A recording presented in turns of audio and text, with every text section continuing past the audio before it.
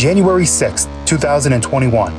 Opening day for the 2021 legislative session of the Connecticut House of Representatives. 97 Democrats and 54 Republicans were sworn in during one of the more tumultuous periods in recent history.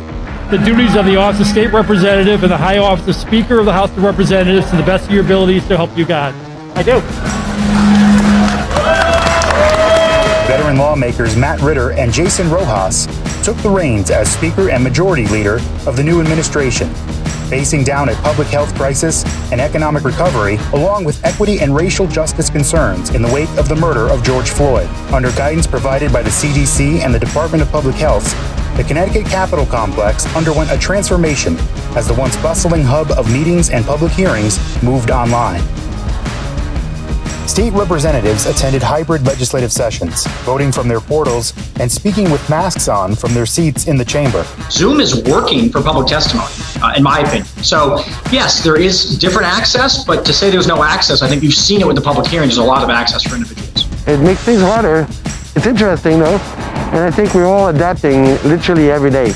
This 21 session was different. For the BPRC, I think it absolutely achieved this purpose. It's equity and fairness in every single bill and every single piece of legislation that we have here under this great dome.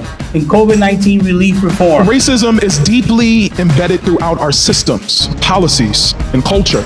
Expansion on the police accountability bill. To stand here and have folks tell us that we are anti-policing is an insult to all our intelligence and to us as people of color. Folks know back last June, this legislature was quick to respond to the call for changing on policing in our state following the murder of George Floyd. And one of the things we knew had to be at the top of that list is a review of Connecticut's policy on what is justifiable use of deadly force. Expansion on voting rights. I think as Democrats, we recognize what the preferences of our voters are, and we're trying to reduce barriers. Anything that's being suggested about signatures, ID laws, right? That's not, we're trying to reduce barriers here, not increase them. And I think Republicans are going to have to make a decision about whether they want to engage in removing barriers or not. When you look at my hair, you're looking at the color of my skin. Oh my goodness. Woo! Yes. Giving black and brown people, women, men, and children the room and the opportunity, the spaces to show up authentically who we are. I am my hair.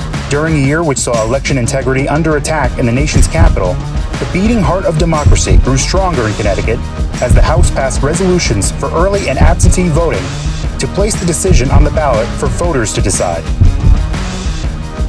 Decades ago, when they used to do constitutional amendments, the speakers would actually lock the doors so that nobody could leave. Working across the aisle when possible and going it alone when necessary, the House Democrats led passage of over 300 bills, resolutions, and agreements during the 2021 legislative session. The vaccination rates below the community immunity threshold. The severity of this death. To establish a legal parent-child relationship at birth. Being able to just lay eyes on your loved one. The employment rate is 29% for those with disabilities. This came out of the Labor Committee unanimous. Yep, y'all heard me. Out of the Labor Committee unanimous. We want to help our struggling cities and towns. Anything we can do to create a more equitable workplace, we should. The brave Americans who serve this country deserve to be treated with dignity and respect. I've often been told you can't legislate love in this chamber. This, tonight, is love. A little over a year after the pandemic began, Connecticut became the first in the nation to fully vaccinate more than 50% of all adults over the age of 18 against COVID-19. Last year in March, we got shut down and the world just stopped. We're very hopeful that with vaccines and social distancing, we're over the worst of COVID-19. How do we bring our families back in? How do we make families feel more secure coming out? How do we bring laughter and joy back into our communities? And I also want to talk about that federal aid. You can't ignore that. I know when we talked about it in November, it seemed as if it was a unicorn that was never going to get captured. We caught the unicorn, and it's coming. The end of Connecticut's COVID-19 restrictions coincided with comprehensive first steps toward modernizing gaming and building more affordable housing in the state. The bill we're about to vote on is a step aimed at addressing the legacy of housing policy that results in divisions in our society that have kept us from reaching our collective potential. The state legislature continued to pass sensible criminal justice reforms to improve psychological health and economic outcomes for incarcerated and formerly incarcerated individuals. 95% of people who are behind bars will end up back in the community. We don't just want to ensure that you don't go back to prison. We want to ensure that you get a job, that you're supported, that you're successful.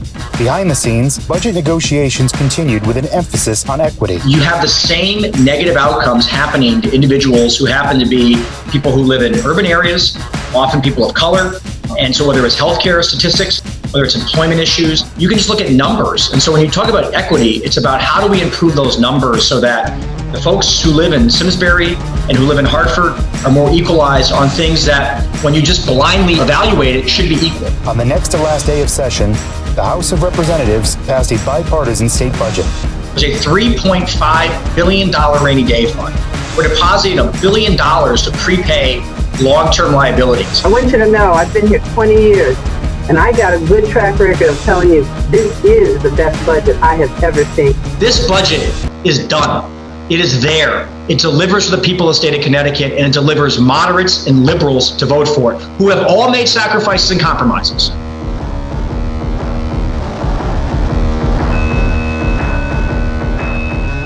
And I think with that, Mr. Speaker, I move we go sine die. With that, this House stands adjourned sine die.